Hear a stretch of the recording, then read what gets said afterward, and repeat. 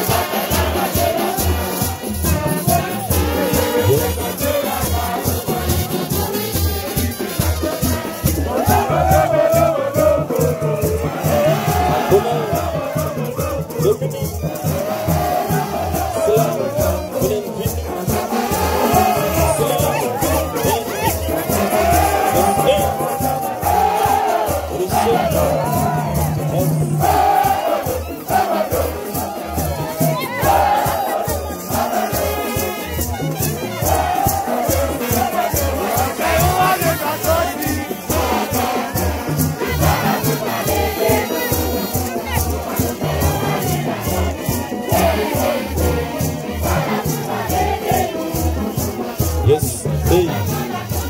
Yes.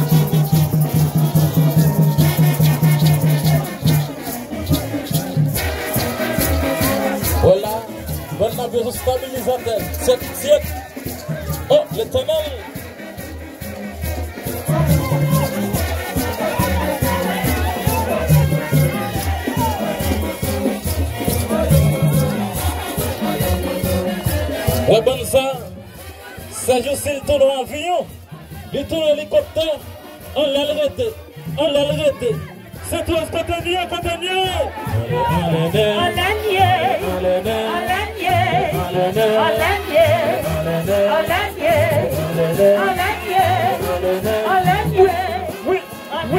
Oui.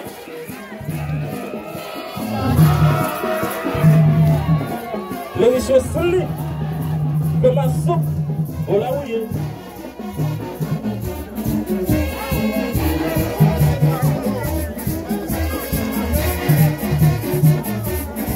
Laissez de la peau, fonti ouvert, fonti ouvert, fonti ouvert. Fondé, c'est wifi. Je faut pas la commencer. Regardez, dis moi, c'est pas besoin de mon petit ménage d'ailleurs. Fondé, c'est data. Fondé, c'est wifi. Je faut pas la commencer. Regardez, dis moi, c'est pas besoin de mon petit ménage d'ailleurs. Et la gueule, wifi, faut pas, il faut se faire quoi. C'est pour nous parler pour vous dire la gueule, problème avec vous, parce que vous avez mon connecté. Moi, tout est tellement puissant, la paix est belle. Il va vous partager quoi là, pour qu'il connaisse. Yeah, ben. Mon taille, c'est data, mon déo, c'est wifi. Chouette football a commencé, mariage et divorce, pas besoin d'un petit ménage d'ailleurs. Fontaine, c'est data, Fondéo, c'est wifi. Chouette football a commencé, mariage et divorce, pas besoin d'un petit ménage d'ailleurs. Les blagues et wifi, full bar, ils vont se faire gros. C'est qu'on n'a pas la peau pour tirer. Ok, un problème avec on parce que ma vie monde connecté. Yes, hey. Voilà tout est tellement puissant, la paix est belle. Il va me partager quoi ça pour qu'il explode. BFM, c'est mon passe wifi, mesdames. La zéro, c'est mon passe wifi, mesdames. La soignant, c'est une mission, je n'en mets ça. T'as pour ça, je vais connecter. BFM, c'est mon passe wifi, mesdames. La zéro, c'est mon passe wifi, mesdames. La soignant, c'est une mission, je n'en mets ça. T'as pour ça, je vais connecter. Voici ou pile. Qui t'aime connecté, chanter, chanter. Qui t'aime connecté, c'est pour chanter. Qui t'aime connecté, y'allez. Qui t'aime connecté, chanter, chanter. Qui t'aime connecté, qui t'aime connecté. Yes, hey. Si passe-tout, passe-tout, même la privée va parler. C'est la fille en tremblée, waouh, déjà m'envole. Et les tatas, on est puissant, y a utilisé Wi-Fi, c'est la complexe, y a du compte, y a bidous. Et les tatas, on est puissant, y a utilisé Wi-Fi, c'est la complexe, y a du compte, y a bidous. Yes, hey, ça va, c'est où?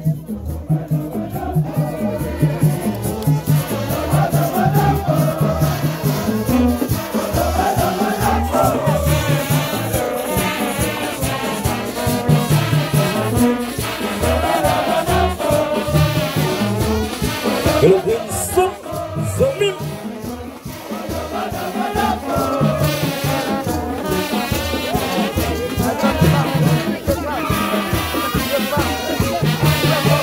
Fondé à bidous, fondé à bidous, fondé à bidous, tendez.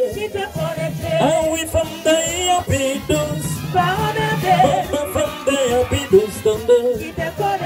Oui, fondé à bidous, fondé à bidous, tendez. Oui.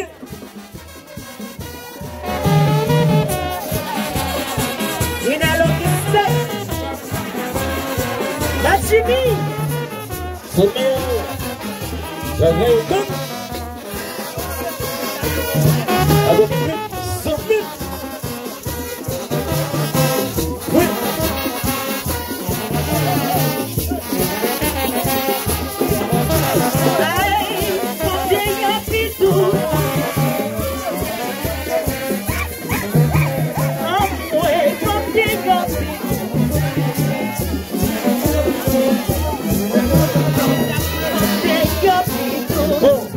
Combien de glaces pour le fondé au plus douce? Si on a glace pour le fondé au plus douce.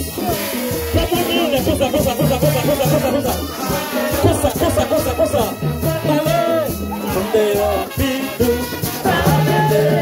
Fondé au plus douce. répéter, fondé en vidéo, fondé en vidéo, ma qu'ils sont chantés, de ce qui plaît chanter.